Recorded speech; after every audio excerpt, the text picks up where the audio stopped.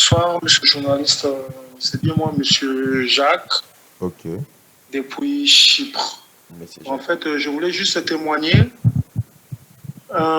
J'étais vraiment un peu souffrant. Hein. J'étais vraiment un peu souffrant. Il y a une fois, j'ai appelé le pasteur OBM à Kaya Ok.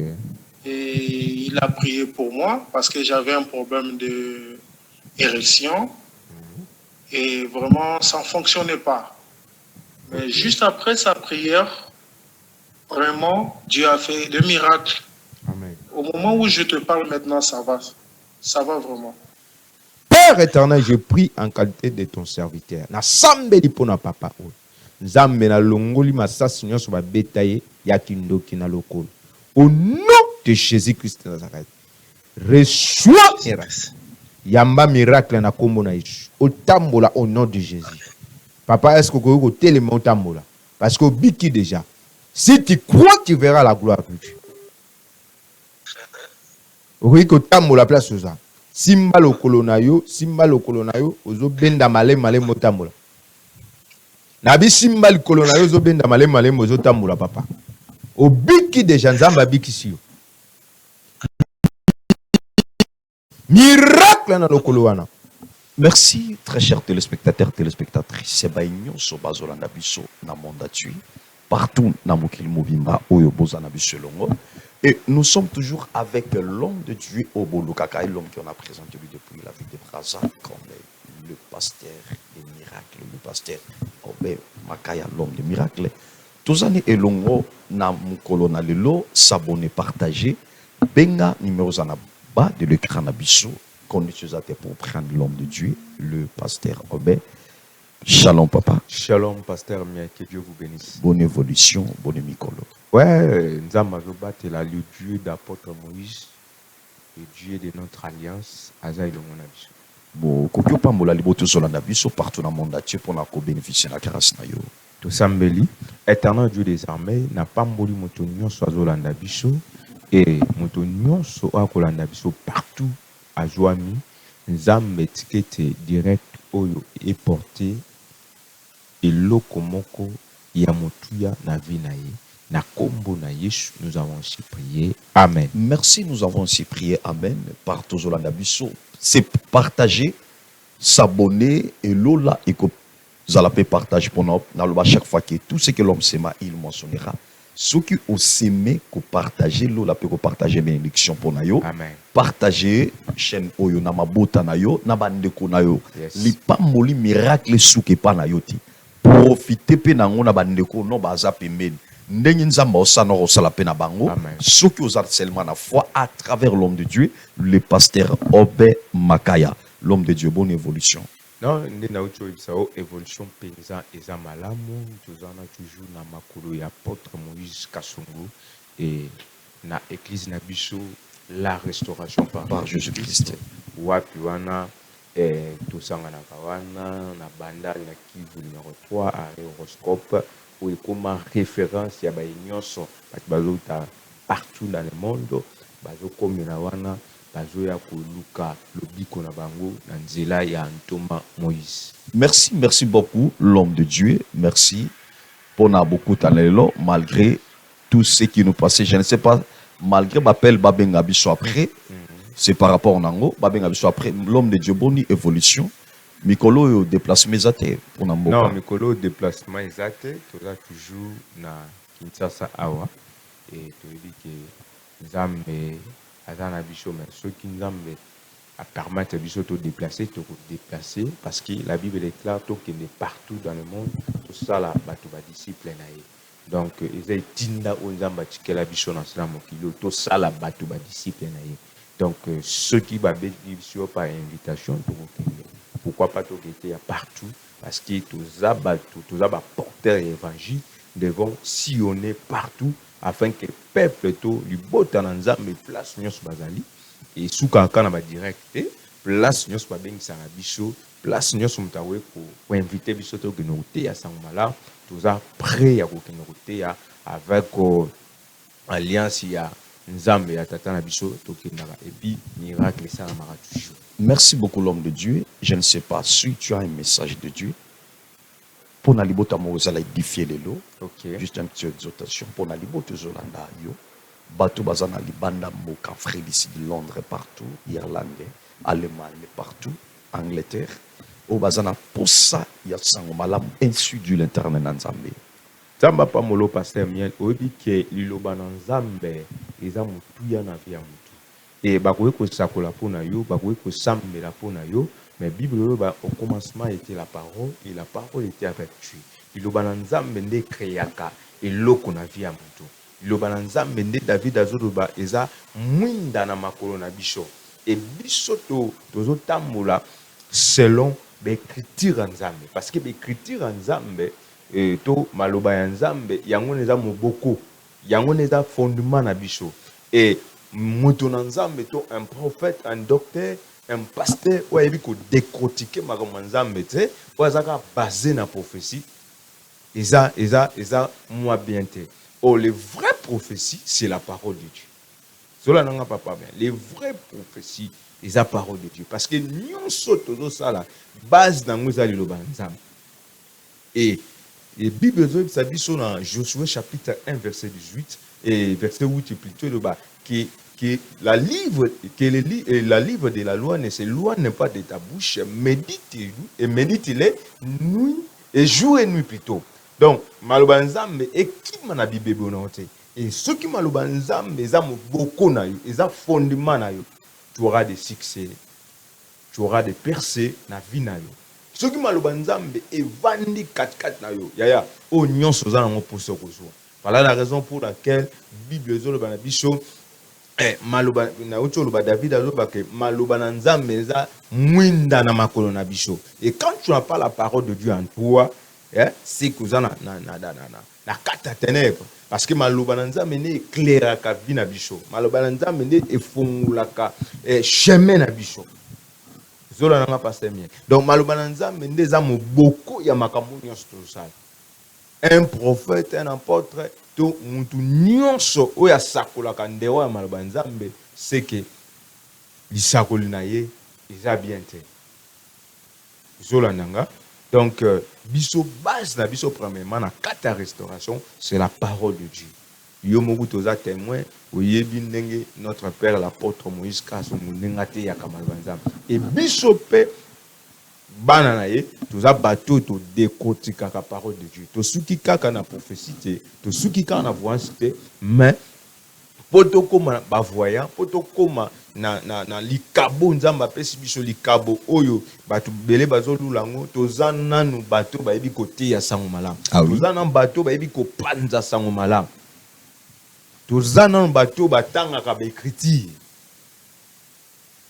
Donc toza assis na parole de Dieu. Zola nanga, j'aimerais te faire la Bible na Jean 11. Jean 11. 24 dans la Bible. Jean 11, verset 24. Jésus lui répondit, Marthe, qu'il ressuscitera. Je m'excuse. Jean chapitre 11, verset 24. Je lis au nom de Jésus-Christ. Je sais, lui répondit Marthe, qu'il ressuscita à la résurrection au dernier jour. Jésus lui dit, je suis la résurrection et la vie. Celui qui croit en moi vivra quand même, il serait mort. Et quiconque vit en croit en moi ne mourra jamais. Crois-tu cela? Amen. À toutes les questions. Crois-tu cela? Donc Marthe elle avait des doutes parce que son frère était mort. Elle dit qu'il a la ressuscité le deuxième jour. Or que Marthe ne savait pas que Anek Lobelana Moutou va bien accueillir lycée quoi. Zolananga, Marthe yebagite gazo Lobelana Moutou va bien accueillir lycée quoi. Et lui et Marthe par rapport na ye, elle dit que Nekona sait quoi dans les derniers jours. Mais Jésus a parlé sur le présent, a parlé présent. Oui, très bien. Marthe a parlé futur.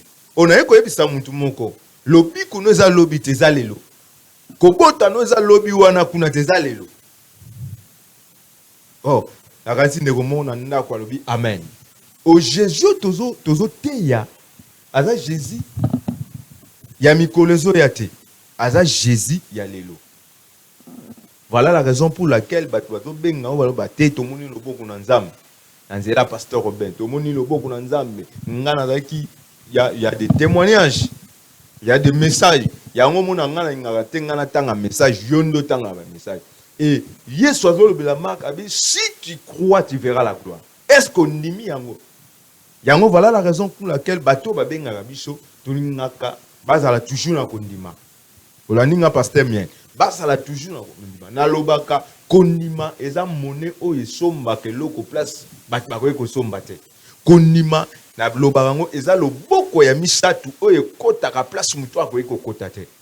Et Marthe croyant que Nekonaye a cause de la ressuscité les derniers jours.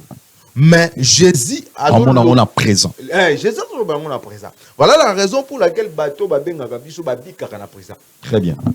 Parce que Jésus-Christ est le même hier, aujourd'hui et éternellement. Et Marthe anekoye bate mutu azolobela ye ye moko za présent. Awe ko sala makamna fitirte. Ye Marthe azolobela fitir, mais Jésus azolobela présent. Ya on a koyebisa mutu moko lobi kono eza na fitirte. Lobi kono eza na présent. Tant obengi ozu miracle na. Tant obengi ozu solution na. Voilà la raison pour laquelle Jésus a plus loin azoloba venez à moi vous tous qui êtes fatigués, chargés, je vous donnerai du repos. Alors bango na fitirte, albi venez. Azo conjugué verbe, azo conjugué on attend présent. Voilà la raison pour laquelle nous avons maman moko, papa moko azolanda biso. Et nzambe na biso aza nzambe ya makambu ya lobite.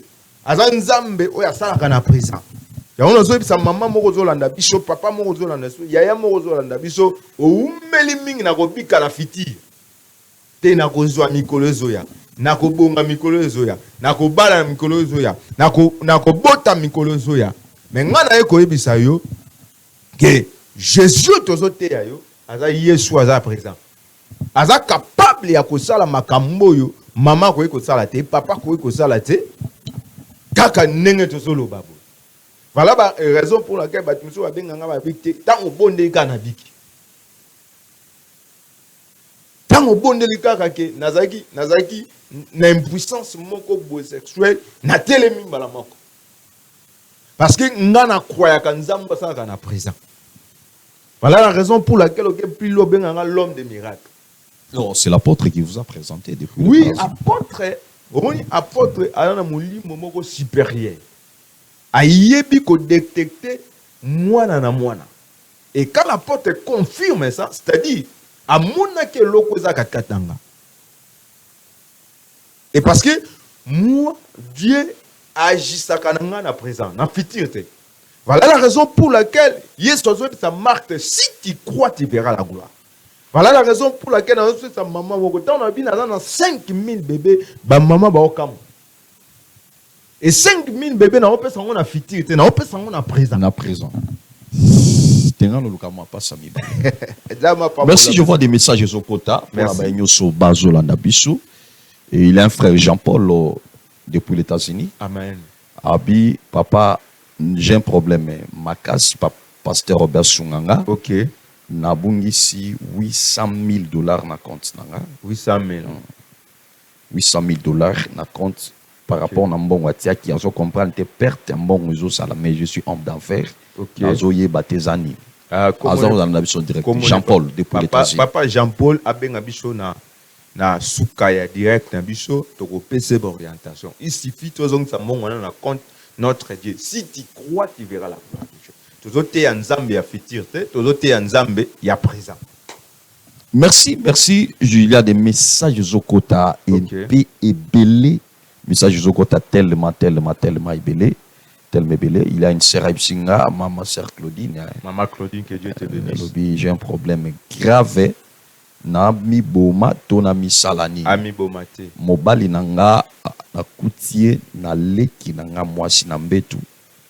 Nazoye bate pona nini basali yango. Mais yepe maman Claudine. Abimaka pe na mobali ya maman leki na. Voilà la raison pour laquelle il a dit que quand on a libala abenga biso Niaza direct, Azolanda Biso direct. Abenga biso so obenga biso abenga biso. Azolanda Biso direct, c'est par rapport de ça. Ndenga lobi bongo. Ye moko pe so azolanda biso en direct ayeba ke ye pa kushaki na mobali ya maman leki na ye. C'est ça que oyo yango to lobaka o to sala kana c'est futama kana c'est. Mais toko aider na ba prière, toko sambela nzambe nzamba ko bondisa motema na ye. Merci, papa Ezangali, ngai frère Rifin depuis France. Frère Rifin que Dieu te Nazwa bénisse. Mukanda, na beta ban.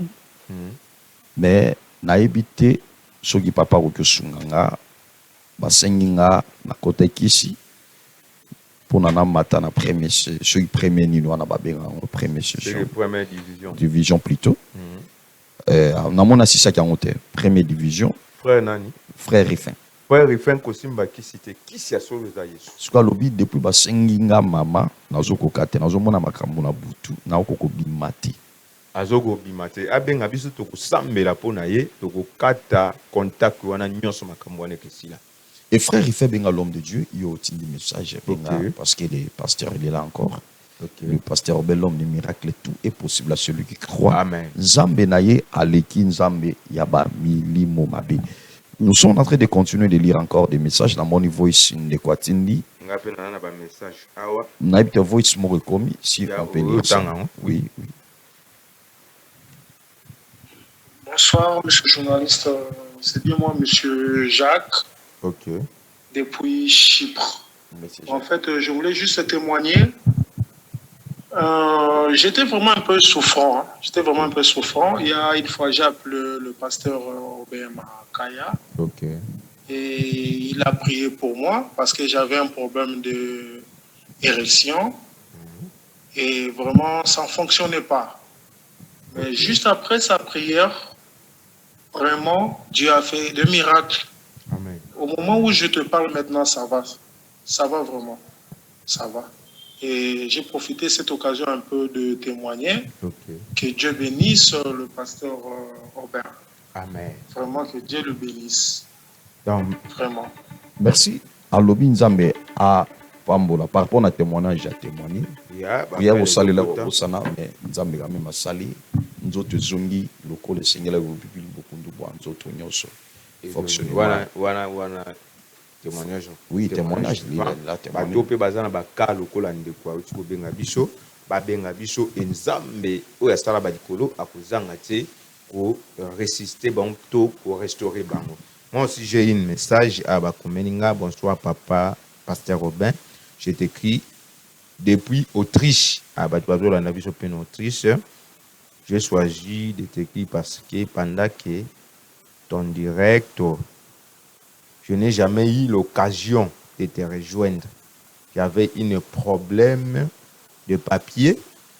On allait me refouler, mais grâce à ta prière, la situation était résolue. On a dit papa mien, Nalandi. na Autriche. A bengi biso, a combien biso depuis donc a benga kapwa kota direct, a zouakati. Mais grâce ya prière, on bengi grâce à prière, to sali prière, to sambeli nzambe. Bange ba refouler. Mais prière to sali la qui et sali qui adwa mukanda, yango a témoigné mon ena. Merci l'homme de Dieu, je ne sais pas s'il y a des conditions toujours pour nous parce que conditions au téléphone on a gagné la paix, on a répondu, on a retraité. C'est Non, retraité. nous- Téléphone ils a pollué les moutons sur le carreau que soit facilement. Biso tozana pona bana nzambe. Très bien. Rassure-toi tozana pona bana nzambe. Na lobaka soko bengi biso parce que soko bengi biso zui biso te tikata message Ah oui. to ko rappeler to ko benga parce que biso toza ba esclave ya Yesu Masia.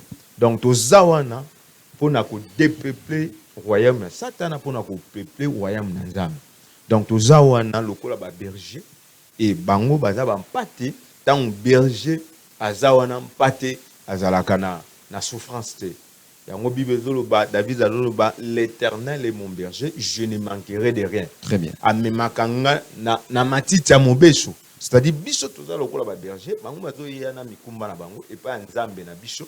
Nzambo ya sala ba likolo pe na se et tango abengi tokozanga te kobondela pona ye, tokozanga te ko orienter na ba prière. Yango muto zolanda biso benga orienté na ba prière to ko sambela pona yo. J'aime des messages bozo koma par pasteur Mien nzamba pa molabino et puis malgré la somme na nzamba.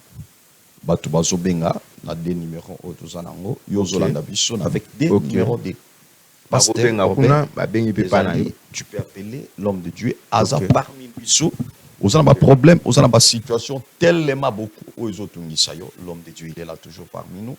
Condition Zatenamoni, Mutusa Bengi. Allô? Allô, bonsoir. Bonsoir, Tozana, prophète, et Longo Awa. Tozana, c'est monsieur le journaliste. Voilà, merci. Allô, papa. Bonsoir, papa. Oui, bonsoir. Bengi biso wapi komona? En tout cas, papa Rangaï. Nazo de depuis France, papa. Bengi depuis France. So monde na zamba papa lokolo san papa. Lokolo salini. Olobi? Lokolo dali vite. Lokolo dali vite et vimbanga. Donc il bloca. OK. Autant passi. OK. La belate. Ni tellement monter papa. Dans la minute sur la puta bima inapt. Obima inapt. Ya simba lokolo no to sambela ozo tambola kaka sikoyo. Si tu crois tu verras la gloire de Dieu. Père éternel, je prie en qualité de ton serviteur. Na sambeli pona papa o. Nzambe na longoli masasi nyonso ba betaye ya kindoki na lokolo. Au nom de Jésus-Christ de Nazareth. Reçois miracle. Yamba miracle na kombo na Yesu. Otambola au nom de Jésus. Papa, est-ce que vous avez tellement otambola? Parce que biki déjà. Si tu crois, tu verras la gloire de Dieu. Oui, que tambola place aux gens. Simba lo kolonayo, ozo benda male motambola. Nabi simba lo kolonayo, ozo benda male ozo tambola papa. O biki déjà nzamba biki siyo. Miracle na lo kolowana. Brosa karabo sheke. Olobi? Olobi nini? Douleur ezo kita. Ngana na posa douleur kita te, ngana na posa tambola. Beta lokolo wana na se, beta lokolo na se.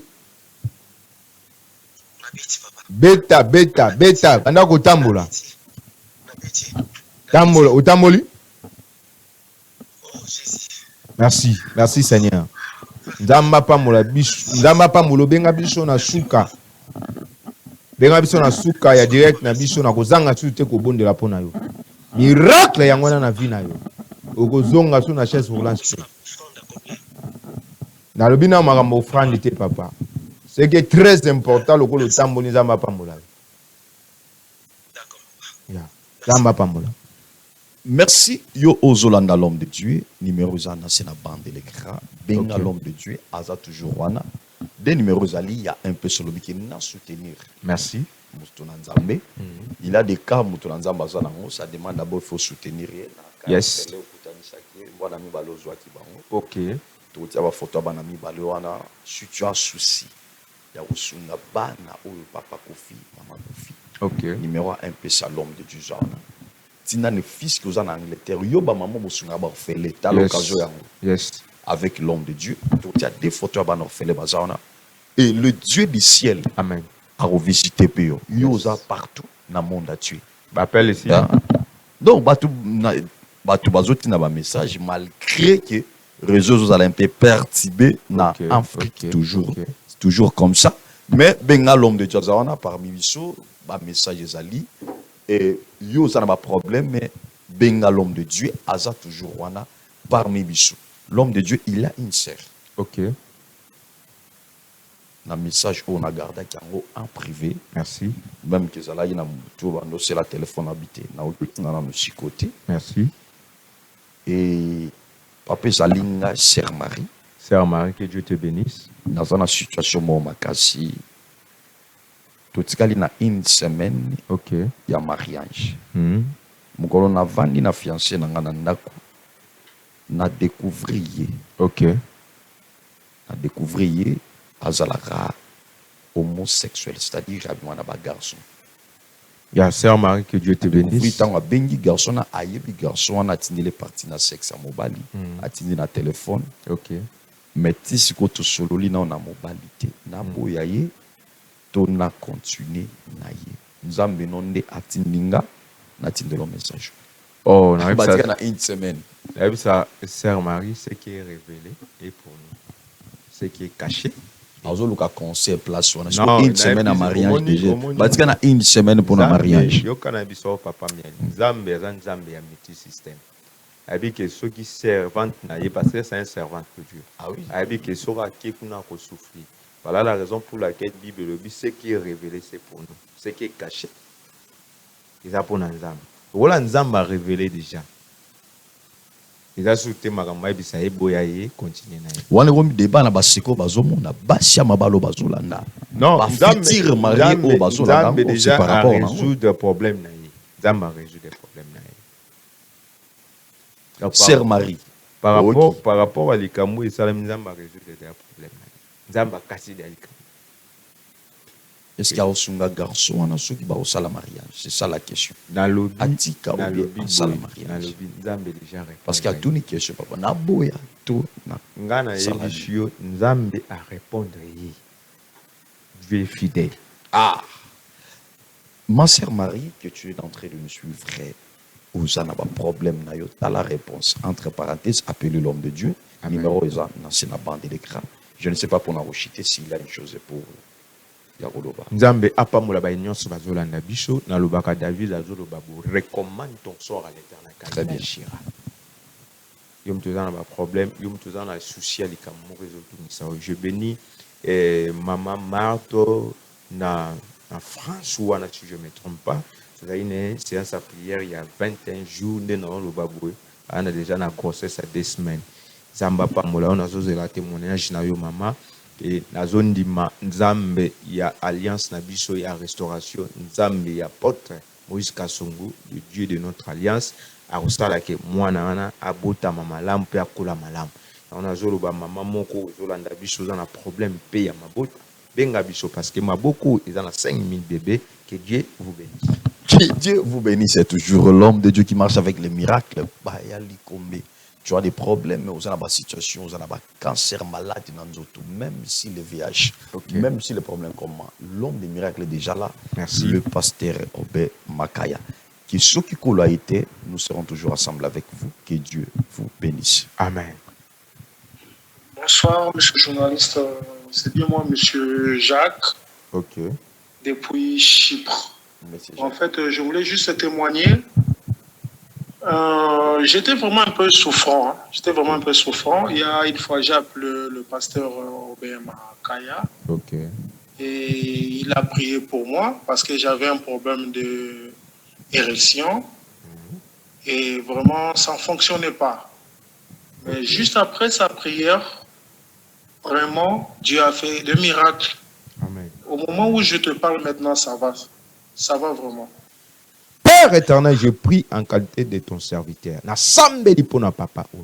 Nzambe na longoli masasi nyonso ba betaye ya kindoki na lokolo. Au nom de Jésus-Christ de Nazareth. Reçois miracle. Yamba miracle na kombo na Yesu. Otambola au nom de Jésus.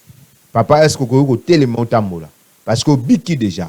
Si tu crois, tu verras la gloire de Dieu. Oui, que tambola place aux gens. Simba lo kolonayo, ozo benda male motambola.